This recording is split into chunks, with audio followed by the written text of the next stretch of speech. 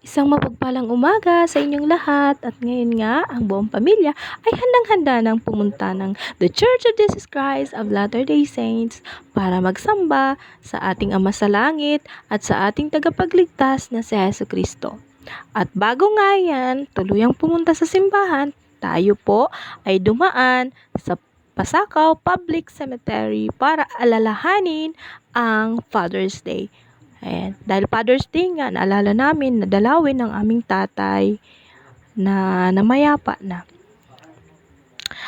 Ayan. At para pagpasalamat ulit sa kanya sa mga sakripisyo at pagmamahal na ibinigay at pinakita niya nung siya ay nabubuhay pa. At ngayong Father's Day, buong puso po kami tatay na nagpapasalamat sa inyong pagmamahal at pagsasakripisyo sa amin noong nabubuhay ka pa. We love you!